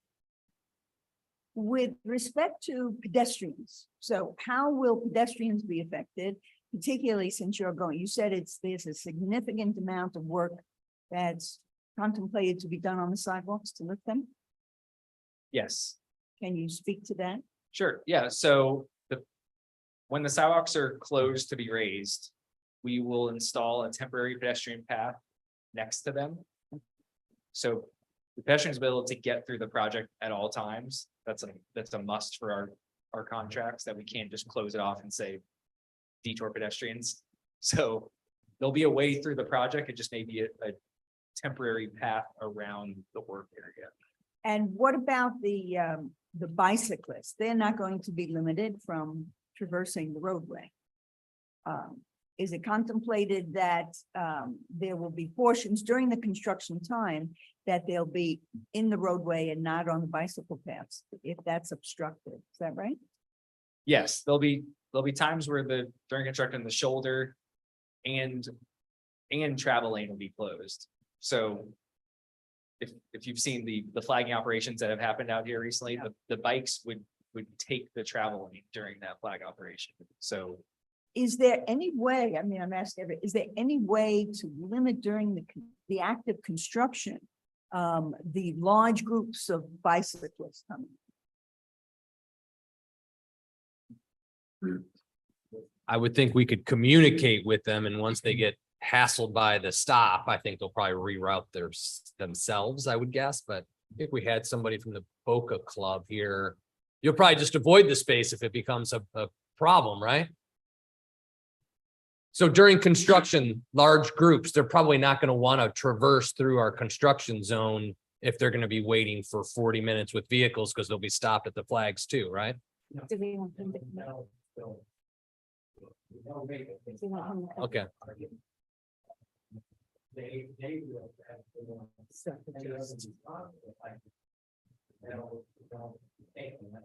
Okay, so that basically would take the lane. I apologize. I asked a question to the crowd. My bad. Again, I guess there isn't, but I would think some of it would be lightened by the construction. If there's long delays, I would think they may try to get away from the area, maybe.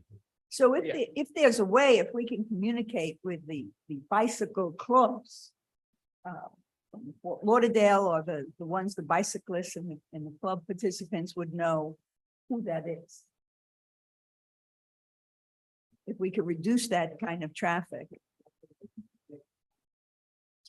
Can you come up? Well, okay. That was my bad. I did it. I started it. I'm sorry.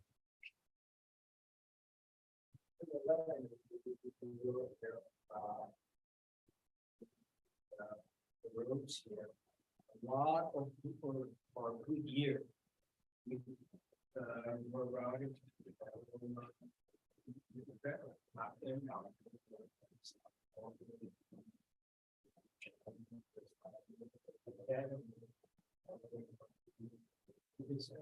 And you're referring to large groups, organized groups? Construction, you need to work it down. Getting pretty much done there. Right.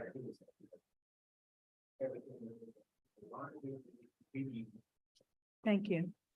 So Brad, I have another question with regard to deliveries. I mean, there's waste management, garbage. Well, of course, we have our emergency vehicles, but what about the large transports of cars coming in? How is that going to be handled? Like car transport Yeah, trucks that are dropping yeah. off. Yeah. I mean, it's up, the contractor, they're familiar with dealing with emergency vehicles and deliveries into the project site. They'll have to be accommodated if they need space and to get in a certain driveway, but it's something the staff out there managing day to day will make sure it's happening. Okay, thank you. Sure. Yeah, and just to emphasize, yeah, the Yeah. bicycle and pedestrians are gonna have access through the construction at all times. Thank you. Don. Brad, thank you for being here today. A lot of my questions were answered by a lot of the residents. I'm glad to see there's only 7 trees being removed and most of them are either dead or damaged. But I do have a couple of questions. You said the turn lanes, like I'm at 3505 South Ocean. And I have St. Lucy's Church right across the street from you. So will all those turn lanes still be intact? That they have an extra lane to turn in some of the condos have it further down the road too. Yes, we're not removing any existing turn lanes. Okay, and closer to Linton towards where Debbie lives, couple on the other side of the road, the sidewalk is pretty close to the road. And if they take 2 feet, and I think I measured it the other day, was 4 feet there, like you said. And if they take 2 feet, the sidewalk is pretty close to the road. Will that section be touch any of those sections that are close to the road? You said it's near Linton? On the It's west side? closer, yeah, it's up, think that. It's like right at our northern border. It's up the northern, yeah. It's by 2388. The only area I'm familiar that where it's right up against is actually right in front of the town hall. It's like the little Yeah, pinch right, point at the right, fire right. station. Right. So in every other area, there's at least some swale still separating the shoulder and the sidewalk. Yeah, there's a couple of sections that come down, they curve, and this is one section that kind of curves and goes down. So just wondering, because I see you're gonna re-pitch some of the sidewalks. If you find that being too close, would you move it back a little bit? Yeah, I don't know if you're seeing that area of the plans, Billy. We can look at that specific area and see, Okay, yeah, if it's right, we try to avoid any, if the sidewalk's right up against the shoulder, we always want to have some separation, so. and talking about Hillsborough Beach, I passed by there quite a bit. I don't know what they're doing down there. It's like 2 years ago, they closed the road completely. You had to go out. Now they raised it up 2 feet. And they also, they have 2 lanes of road, and they built a lane on the west side and a new sidewalk. So I don't understand. They don't have a bike lane. They got this big 1 lane. So I don't know if the bikes are gonna go the same side or what, but it's, unless they're gonna redo it again, but they've been going on. Is that part of the, DOT doing that too? That's is that- the A1A project? Yeah. Yeah, that is our construction project. It's still active construction. Yeah, it's been forever. They, yeah. Yeah, I'm not involved in that project, but familiar with it. I know they did, the big part of that project was raising the roadway. So Right. that took some Yeah, that time to was- do. The, and the other question, you stated that, what do you call it, south and north of us in Boca, whether you're doing in Delray will have the same 5-foot bike lanes? Correct. Yeah, there's a question about further south in Boca. I highlighted the portions right next to ours, right. so we can look into what they're doing. Okay, thank you, Brad. Sure, thank you. Thank you for coming back for a third time. I believe that car transports are not allowed to stop in Highland Beach. Chief, That, we accommodate in some locations where we can, because well, a lot of our seasonal residents bring their vehicles, so we try to do our best. Or when there are turn lanes, but when there aren't turn lanes, there's no place for them to stop. So therefore, they usually go up to Boca where they're allowed to stop. And maybe they'll go down to Delray, but it's usually not a major issue, and it's only limited periods of time in, start of the season and at the end of the season. Otherwise, you don't really have too many car transports coming through. I think that you have put a lot of time and effort into this project.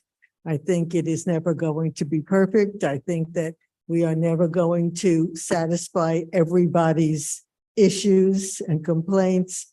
But I think that you've made a valiant effort to try and deal with everything. So I thank you for that. Thank you. Great. Brad, thank you for coming. Just one or two, most of my questions have been answered. Just one or two questions on timing. I assume this is a Monday through Friday or not?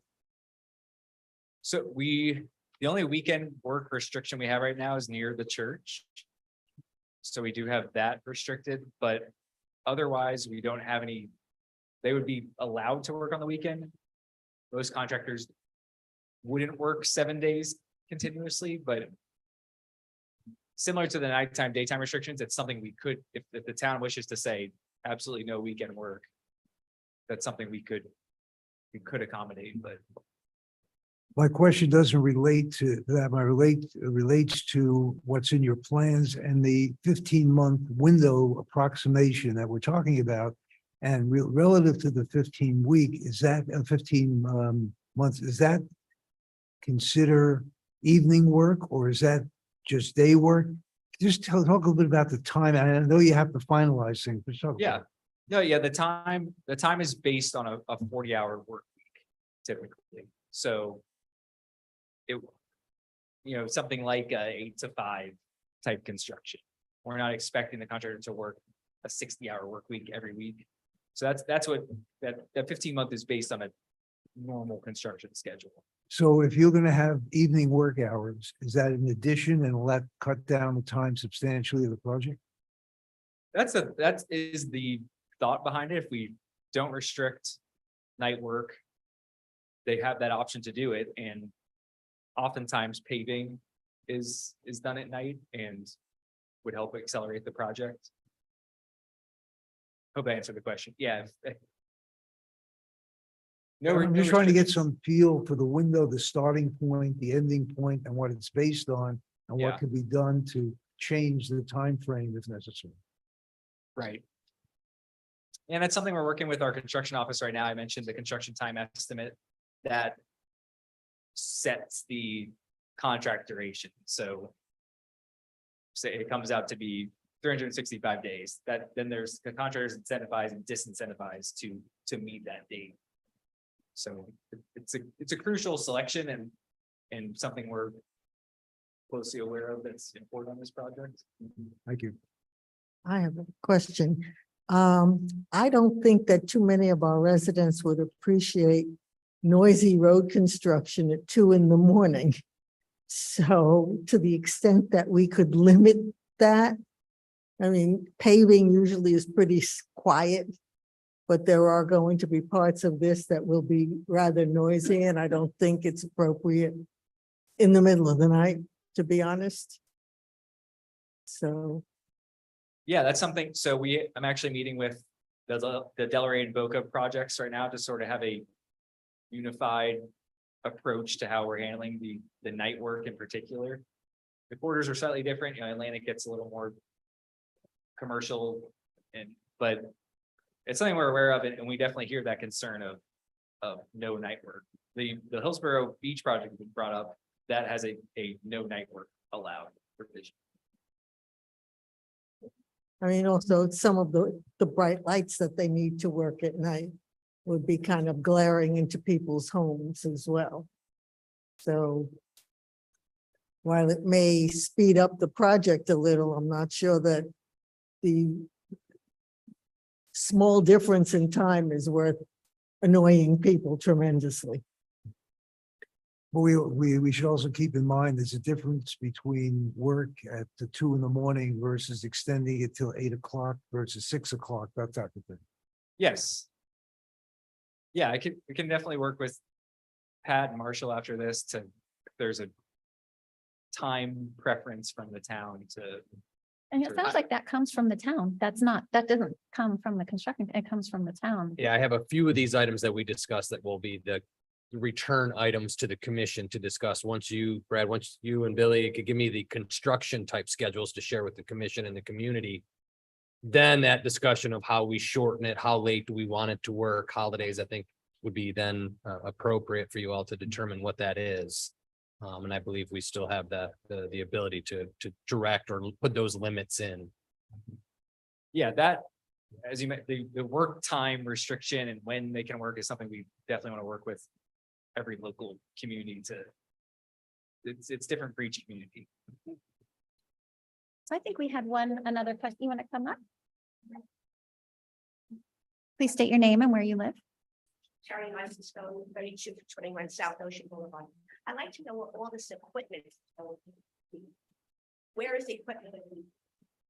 In one certain spot, where the men will come to work, where they're gonna park their cars. Is it gonna be a designated stop,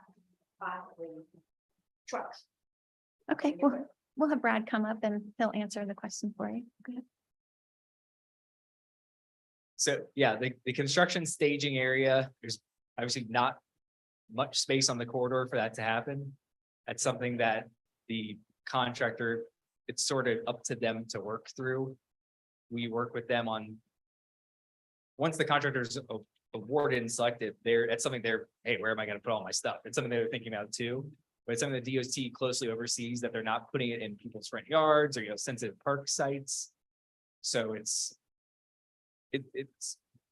a challenge on projects like this. We have other sections A1A, but it's up to the contractor to make it work, to build it.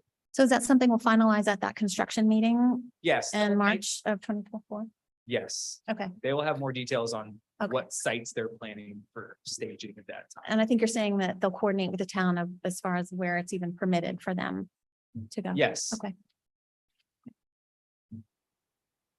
Any other questions? Okay, so from the commission, no other follow-up. I just wanted to follow up on the feedback that FDOT collected and how they incorporated. So I just want to express my appreciation for being very open to providing lots of opportunities for us to share our input. We had a couple of meetings where you heard feedback from us. You provided your email and contact information, which I used personally a couple of times, and I think a few other people have as well. And although you nicely summarized all the comments, I think you received a lot of feedback that went into all these comments that you put in here. So and I'm sure you received some feedback that you just couldn't accommodate for various reasons. So I just wanted to highlight that while it's nicely summarized on this slide, I know there was a lot of feedback that you received, and I know that you really did try to accommodate everything. And I think another really good example of that is the landscaping, how you really went back. I think originally you guys took a pass at, all the count of trees and how much was going to be preserved and all that. And I think you really took a hard look at and really tried to preserve as much as you could, because you listened to the comments about the green space. I think this left turn lane was something that you received from the residents and that you incorporated that. And I really appreciate that. And then you accommodated specific residents with their specific, properties. And also the other thing that I thought was really good is you're going to address anybody's sprinklers who are impacted by this project. You're saying, you know, come to you, and you guys will specifically address any impacts that you did to, you know, specific residents sprinklers. You're going to fix that. So I thought that was really good, accommodating all the resident impact. And, you know, I must say, I think you guys are extremely professional. Thank you very much for getting back to us in a timely fashion. And it's going to be a nuisance for us. I mean, I think we all know that, but you know, this is a 1 in 15, 20-year project. And I think it will really improve the, you know, our roadway. So thank you. I just want to say thank you very much. And with that, I think we can move on to the next item. So the next item on the agenda, if there are any additional public comments, any non-related. Mr. Halpern, do you want to come on up?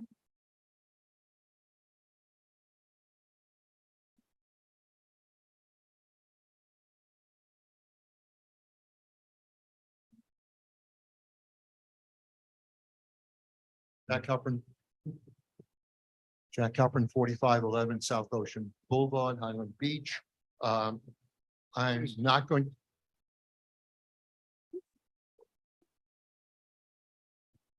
Thank you. You're welcome. I'm not going to talk about the FDOT A1A project, but I do want to talk about what I consider lessons learned. And lessons learned being, when I saw the date of the September 2021 meeting that was held here in town regarding drainage or whatever, it reminded me that in 2019, we had submitted to the commission at that time videos of the 7-inch rainfall that occurred here in town, which in my 20+ years in town was the worst rainfall event over the 25 years now, I think. And it was the worst time. And when, if that had been incorporated into the conversation, it would have become apparent that the real places where we had drainage problems could have been addressed, but it wasn't. Because townspeople and people who had some inkling in terms of what was going on were not part of the conversation. It was a small group of people from the commission that were involved through that time. And I know this sounds annoying to some people up on that panel, but that's the facts of life, that it wasn't incorporated. And I think if there was input provided from the public at that time, I think we would see a different project than what we're seeing now. That's number one.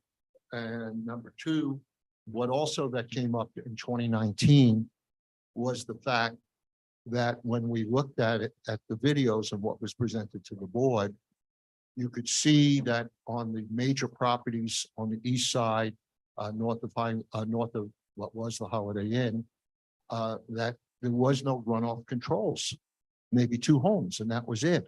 And that was discussed with the town. And what we were told, you know, we did have a code that talked about runoff that would have solved that issue with those homes back in 2019. That code was actually formulated several years before then. And what was discussed with the town was getting air photos at the time when the code was formulated, and then looking at current air photos, and anyone that redid their driveways or things like that would have been required to include those runoff controls and French drains or whatever to their properties. That was never done. It was never done. And the rumor was some people at the upper levels of Highland Beach were concerned they were going to get sued by these larger homes and the people there.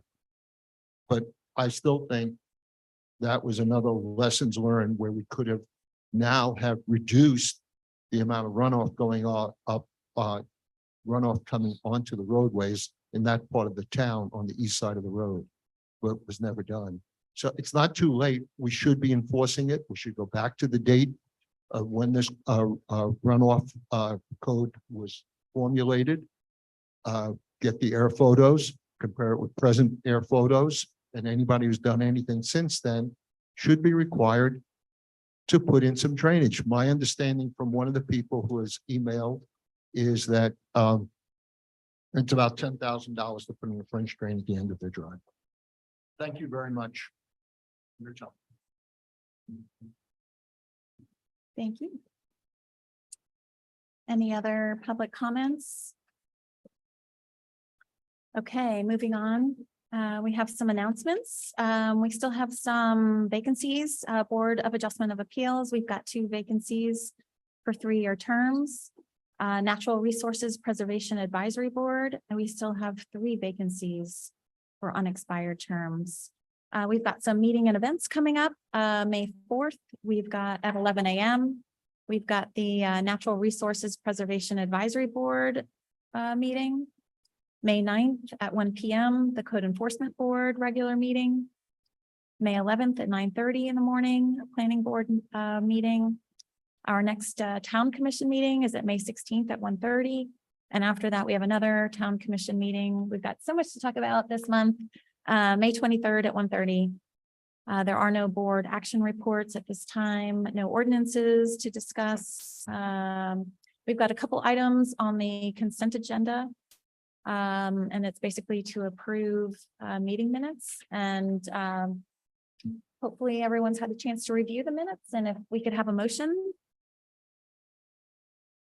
I move we approve the minutes as presented. Seconded. All in favor, say aye. Aye. Anyone opposed? There's no unfinished business, no new business, and we'll move on to commission comments. Commissioner Goldberg?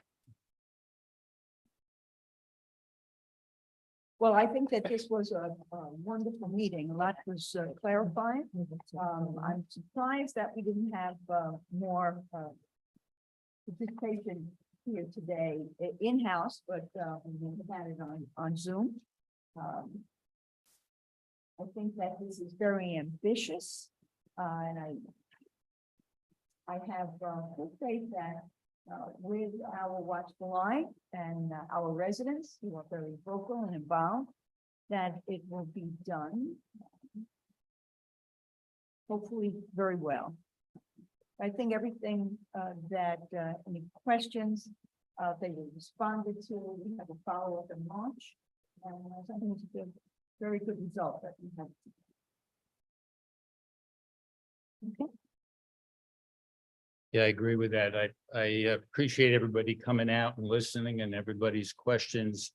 And I think Brad and Billy handled it very well.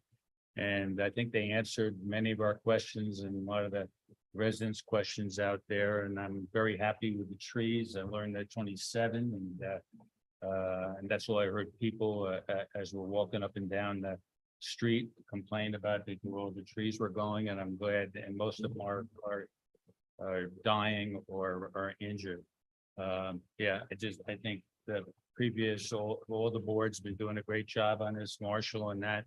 And I think it's, and Brad, I just got to give him a second. He answers every question. He comes back and he's adjusting to our demands, and I'm very happy with that. Thank you. I think we all just have to realize that as with any construction project, it's going to be something of an annoyance. And there's just no way of getting around that. And it's a limited period of time, not forever.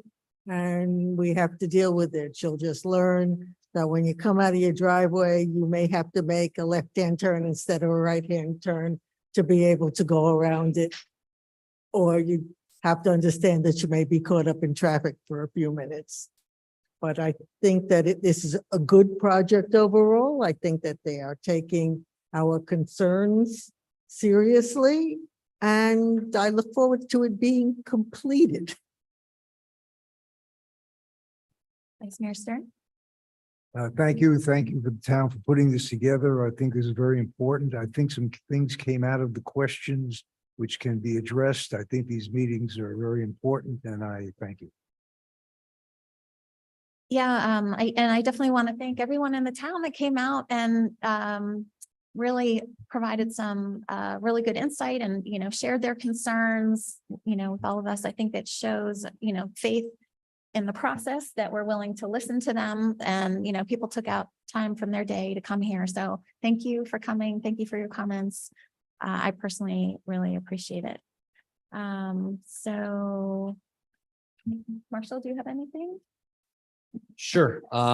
Again, to the commission, I sent you the email upcoming agenda items. I kind of use that as a tool to facilitate what's coming up, to share information. Again, May is a very busy month. From the waste management contract, there's a lot split concern. There's the Milani settlement agreement piece. There's ratification of contracts.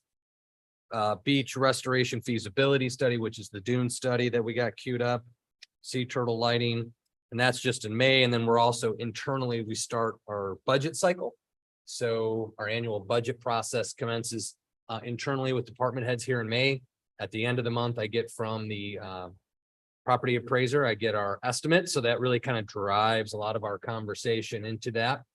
And then it gets us into July for a tentative maximum rate resolutions, and into our workshops as needed on specific items into our September public hearing. So again, with that, again, we will update as we do our budget. We're also going to have David update the 5-year model. So then as we make decisions, and it'll show the impact over the next 5 years, so we can anticipate moving forward. Another item that you'll have in June coming up is tomorrow, Chief, right? Tomorrow is demo day. So it's a full go. With a full go on that, I need some money. So I got to pay some bills for you. So we'll bring that in. David will bring in a budget resolution. We'll probably take the rest of the cash reserves that are allocated. And then a couple months from there, then we're into the loan disbursement. So we'll get into the loans. Then we have to pull that money by like December 12th or something. So we'll pay cash first, then get into the loan and to supplement and go from there. And we also have some of the stuff that David and I would tell you the story on the American Rescue Plan Act dollars and some of the stuff you're hearing. So that story will unfold a little bit for us too. That's it. Thank you. Yep. Town attorney, anything? Exciting time with the demolition happening Yeah. tomorrow. Yeah, I do. I just jumped in over you on this website. Let's kick it up. Come on, Skender, kick it up. I was hoping the whole crowd would be here for it, but 3 of you, thank you for attending the website display. Skender and Trish have been working really hard on this. So I just wanted to give you, if you recall, several months back, we were met with Civic Plus. Skender ran us through some of the options and layouts for our new website, make it more resident accessible, making more features for us to communicate quickly back to the community. It's mobilely accepted. So on your devices, you could see the website and you can read it. It doesn't spill off the page. So Skender, what do we got? Well, you stole all my thunder for all the talking points. Good, But good.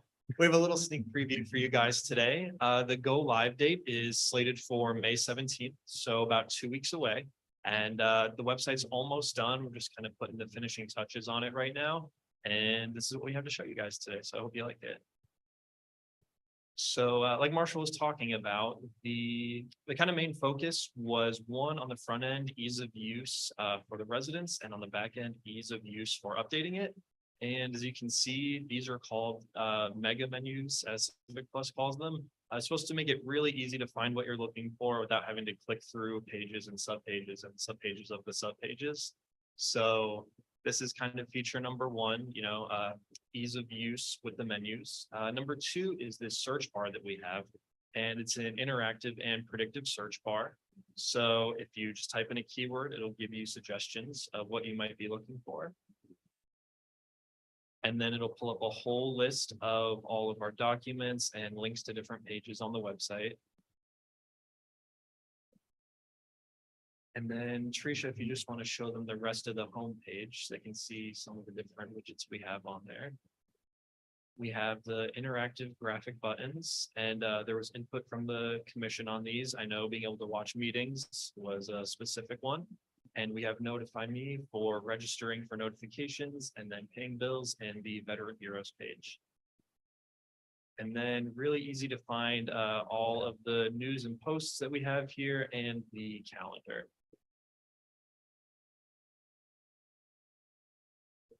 And it looks a little bare right now because we haven't updated all of the content on it yet, but it's going to look great once it gets launched. And the other good thing too is it folds into Unicode or our agenda software. So you don't have that bouncing out off to another site to get it. It's just going to be, it's all housed in the same format platform. So you just go straight to it. Boom. See, just click through it. It takes you everywhere versus you have to wait for this site to jump up. It's in 2 colors and all that jazz is gone. So it's just straight into our agenda and information. So. Oh, and one more thing I forgot to mention, Mayor Moore, I know you had talked a few months ago about maybe residents being able to submit pictures to kind of, interact with the community a little bit with the website. And we do have that ready to go. So as soon as it launches, we'll be able to receive resident submissions for photos. And we'll put some of them up on the website every month. Look forward to that. You're right.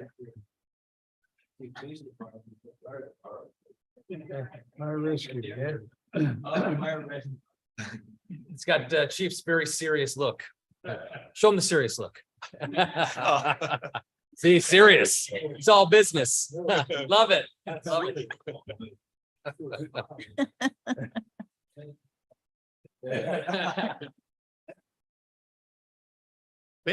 that's Very it. nice. So hope you all. Very nice. So Exciting. again, May 17th is our go live date. Right. I know they've been working through it to roll it out. So it should be easy to get through, easy to find what you're looking for.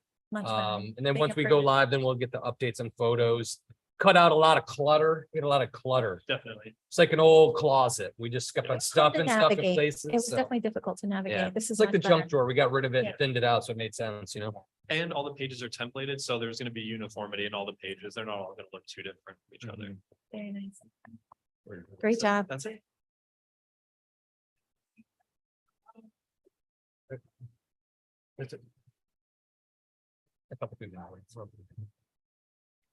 Chris Villegas, 3407 South Ocean.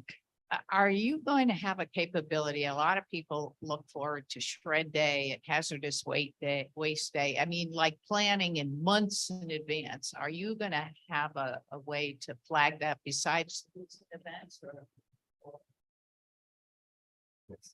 Yeah, so a really cool feature about Civic Plus is that now residents, when they register, if you see in the top right corner up there, you can make a profile and sign in. You'll be able to customize what your alerts are, and we can definitely make subset categories for town events of certain, categories, and you'll get notifications. We can probably set them up 120 days, 90 days, in advance. And if you go in and customize your profile, I think you'll be able to cut out a lot of the clutter if you're not interested in everything the town puts out, and that might help you, keep track of the specific events you're looking for. Yeah, and the calendar is pretty neat device too. You can go into the calendar, pick the days. Again, the shredding thing is because of construction. We were concerned getting a lot of people on site and how we would handle it. So we kind of didn't have one this spring like we normally would. So we're gonna have to queue that up here shortly. I can't hear what you're saying, Teresa. Is there something else you wanted me to Sign mention? language. Yes, so we will also be replacing MailChimp, which is what we use to send out emails right now. We got a Civic Plus product to replace that, and the integration will be much more smooth with the website. And like I was mentioning with the calendar events and things like that, you'll be able to customize what you receive and what you want to prioritize in your inbox. Thank you, team. Good work. Thank you. Yeah, excellent, excellent. Thank you. Other than great job on the website, no other report. Okay, well, with that, it's 3:32 and we can adjourn. Thank you, everybody. Thank you. It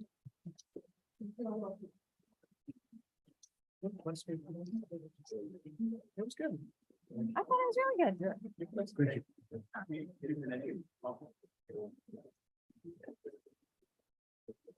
Hi.